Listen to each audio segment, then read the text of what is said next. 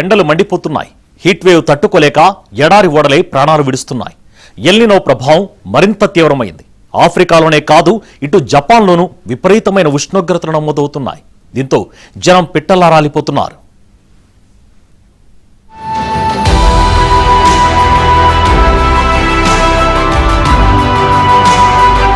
భూమి మీద అత్యంత వేడి పొడి ప్రాంతాల్లో ఈశాన్య ఇథియోపియాలోని అఫార్ ప్రాంతం ఒకటి.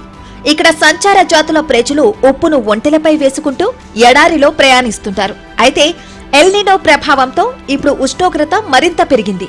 ఎండలను తట్టుకోలేక పలు ఒంటె పిల్లలు చనిపోతున్నాయి.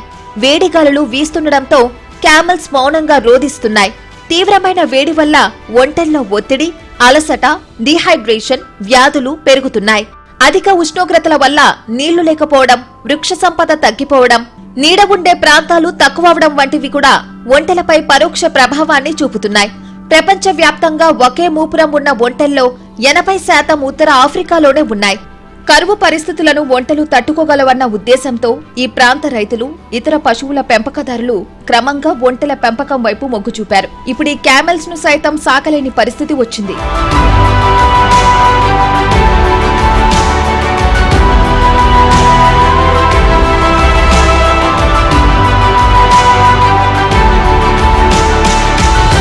సోమాలియాలోనూ ఇదే పరిస్థితి. కరువు వల్ల ఒంటెలు మరణించడం పెద్ద సంక్షోభంగా మారింది. ఒంటెలు పెంచే కుటుంబాల్లో 46% ఈ సమస్యతో ప్రభావితమయ్యాయి. ప్రతి ఏడాది వేసవి కాలంలో ఒంటెల మరణాలు ఎక్కువగా నమోదవుతున్నాయి. సహారా ఎడారిలో వేసవిలో ఉష్ణోగ్రతలు తరచుగా 50 డిగ్రీల సెల్సియస్ ను దాటుతున్నాయి. దీంతో మనుషులు ఉండలేని పరిస్థితి నెలకొంది.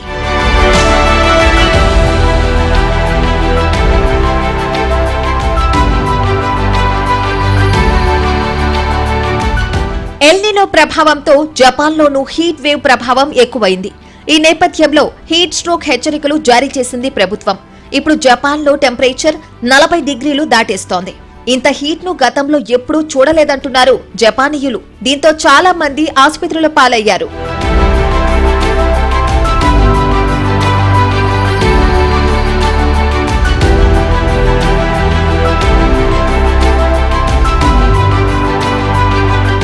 ఏసీలను ఉపయోగించాలని, తగినంత నీరు, ఉప్పు తీసుకోవాలని కోరుతున్నారు అధికారులు. భారత్ తరహా వార్నింగ్లు ఇచ్చింది జపాన్. 2010లో రికార్డులు ప్రారంభమైనప్పటి నుంచి ఇదే అత్యధికమని టోక్యో అగ్నిమాపక శాఖ తెలిపింది.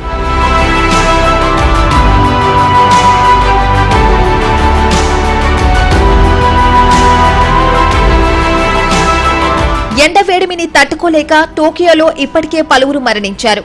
ఎండవేడిమిని తట్టుకోలేక చాలా మంది ఏసీ ఉన్న షాపింగ్ మాల్స్ లోకి వెళ్లి కొద్దిసేపు సేద తీరుతున్నారు.